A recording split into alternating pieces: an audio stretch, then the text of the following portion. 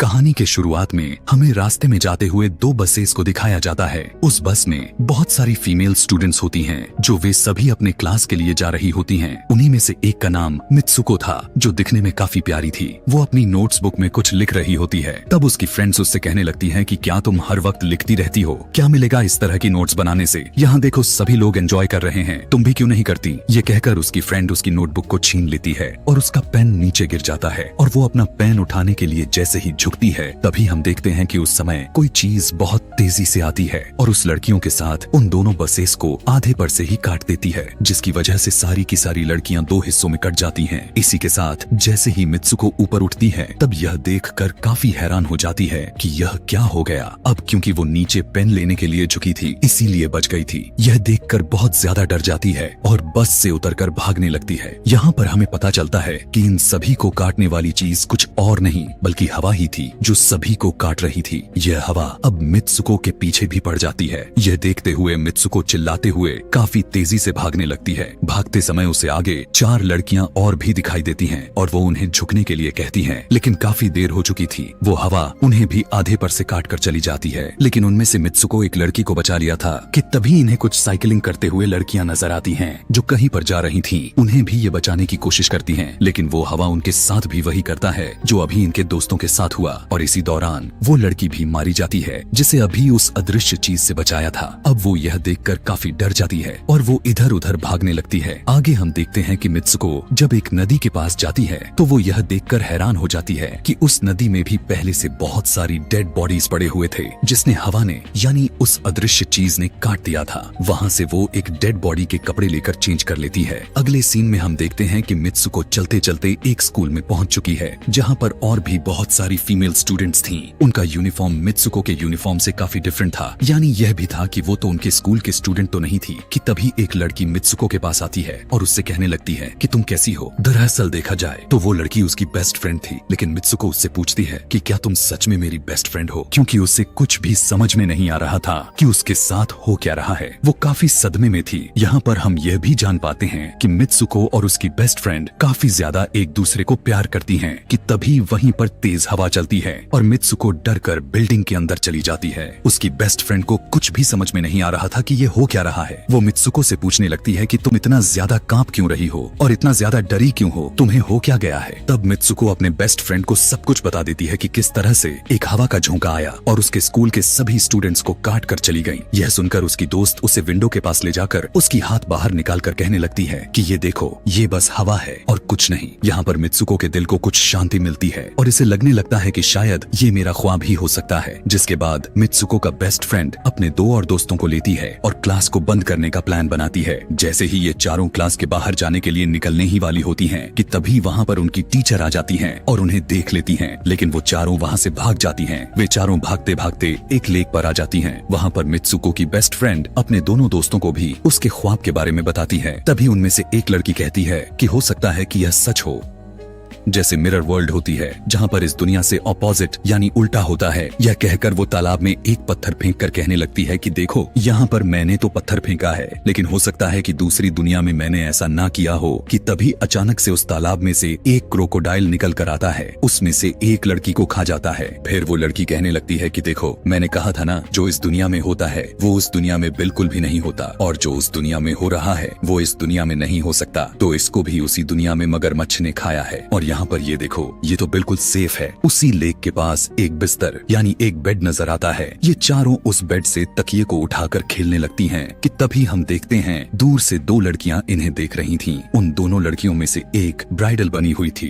क्योंकि ये दोनों लड़कियां आपस में एक दूसरे से शादी कर ली थीं। जिसके बाद उनमें से एक फ्रेंड बताती है कि हमें कुछ ऐसा करना होगा जो उस दुनिया में इम्पॉसिबल हो, क्योंकि हमारे किस्मत तो पहले से लिखी जा चुकी है, लेकिन हम इसे बदल भी सकते हैं। जिसके बाद ये सभी लड़कियां अपने स्कूल में वापस आती हैं और नेक्स्ट लेक्चर लेने के लिए क्लास में चली जाती हैं कि तभी मित्सुको देखती है उसके पास एक तकिया पड़ा हुआ है। अब जैसे ही वो इस तकिए को उठाने के लिए नीचे झुकती है कि तभी उसकी टीचर पूरे क्लास में गन से फायर करने लगती है और जैसे ही मित्सुको उस तकिए को उठाकर ऊपर देखती है तो उसके क्लास के सभी लड़कियां मारी जा चुकी होती हैं और यहाँ पर एक बार फिर वो बच जाती है जैसे पिछली बार अपने ड्रीम्स में बच गई थी। मित्सुको की टीचर उसके पास आकर कहती है कि तुम्हारी हिम्मत कैसे हो गई, इस क्लास को बंद करने की, तुम्हारा भी मरना तय है। कि तभी उसी वक्त दो लड़कियां और आ जाती हैं और मित्सुको को बचाकर वहाँ से भागने की कोशिश करती है, लेकिन एक दूसरी टीचर वहाँ पर आकर उन दोनों लड़कियों को मौत के घाट उतार देती है। अब जितने भी स्टूडेंट्स की जान बच गई थी, मित्सुको उनके साथ बाहर भागने लगती हैं, लेकिन स्कूल की सभी टीचर्स उन सभी लड़कियों पर फायरिंग करने लग जाती हैं। अब यहाँ पर फायरिंग के दौरान सभी लड़कियां जैसे ही वहाँ से बाहर आती हैं, तो यहाँ पर हवा उन्हें काट देती है। यहाँ पर अब मित्सुको यहाँ पर एक बार फिर से अकेली रह जाती है और वो वहाँ से भागकर क्राउड एरिया से होता हुआ पुलिस स्टेशन में जाती है। वो वहाँ पर सब कुछ बताने लगती है। उसकी यह बात सुनने के बाद पुलिस वाली लड़की उससे कहती है कि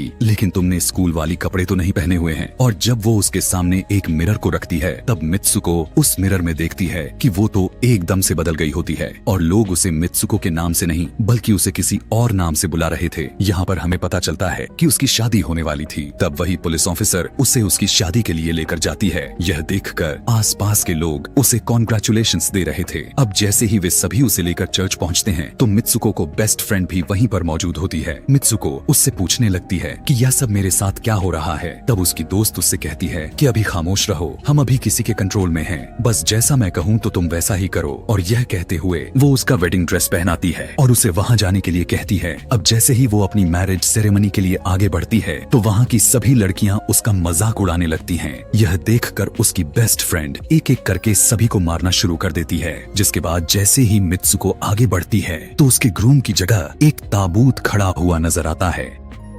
उस ताबूत को खोले जाने पर एक बड़ा पिग बाहर निकल कर आता है। मित्सुको उसे देखकर काफी ज्यादा डरने लगती है और एक टूटी हुई बोतल से उस पर अटैक कर देती है। जिसके बाद मित्सुको और उसकी बेस्ट फ्रेंड चर्च से भागते हुए बाहर आ जाती हैं। यहाँ गेट पर भी दो लड़कियां इन्हें रोकने की कोशिश करती हैं, लेकिन मित्सुको की बेस्ट फ्रेंड इन्हें मारकर वहाँ से भाग जाते हैं। उधर मित्सुको दूसरी तरफ भाग रही थी क्योंकि अब उसे लगने लगा था कि उसके साथ कुछ ज्यादा ही गलत हो रहा है। आगे जाने पर एक और मिरर में खुद को देखती है तो वो एक बार फिर से खुद को बदला हुआ पाती है। अब जिस जगह पर मित्सुको थी वहीं पर रेस हो रही थी कि तभी उसके पास कुछ लड़कियां आकर उससे कहने लगती हैं कि तुम तो बहुत अच्छी रेसर हो, खड़ी क्यों हो, भाग क्यों नहीं रही। और जब वो भागना स्टार्ट करती है तब वो खुद में काफी एनर्जी फील करने लगती है। जिसके बाद मित्सुको रेस जीतने की पूरी कोशिश करने लगती है। भागते समय उसे अपने डेड फ्रेंड्स भी नजर आती हैं जो कुछ वक्त पहले उसके स्कूल में मारी जा चुकी थी। कि तभी उसी वक्त उसकी बेस्ट फ्रेंड भी आ जाती है। तभी ये दोनों नोटिस करती हैं कि वही पिग और वो औरतें जिन्होंने इनको चर्च में रोक रही थी वो सभी इन्हीं के तरफ आ रही थी।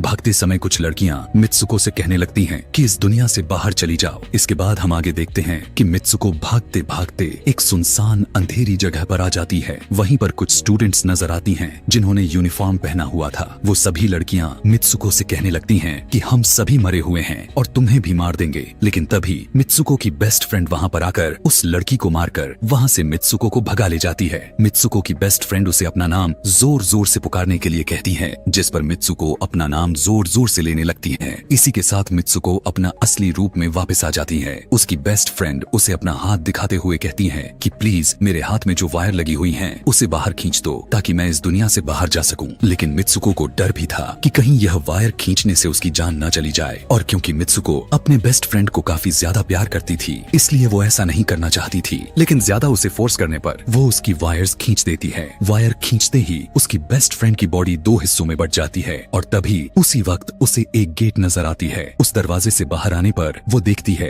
कि अब वो आदमियों की दुनिया में आ चुकी है। वहीं पर उसके पोस्टर्स भी लगे हुए थे जिस पोस्टर को कुछ लड़के देख रहे थे। तभी एक लड़का मित्सुको के पास आकर कहता है कि तुम फ्यूचर में हो। इस बात को सुनते ही वो बेहोश हो जाती है। कुछ टाइम के बाद जब उसे होश आता है तब वो आगे बढ़ती है। तब वो देखती है कि एक बूढ़ा आदमी गेम खेल रहा होता है और उसी गेम में मित्सुको वही कैरेक्टर नजर आती है जो अभी बनी हुई है। मित्सुको को देखते ही बूढ़ा आदमी कहने लगता है कि मैंने ही इस गेम को बनाया है और मैं ही हूँ जो तुम लोगों को कंट्रोल कर रहा हूँ। तुम तो बहुत पहले मारी जा चुकी थी लेकिन मैंने तुम्हारा डीएनए लेकर तुम्हें फिर से बनाया। मित्सुको को जब यह बात सुनकर उसे पता चल जाता है कि यह एक गेम है तो उसे लगता है कि शायद मैं अभी भी अपने दुनिया में जा सकती हूँ। कि तभी उसी समय एक आदमी आता है और मित्सुको को अपने पास बुलाने लगता है। तब वो बूढ़ा आदमी मित्सुको से उसकी आखिरी लेवल को कंप्लीट करने के लिए कहता है। वो आगे बढ़ने लगती है कि तभी मित्सुको को अपने दोस्त की कही हुई बात याद आ जाती है।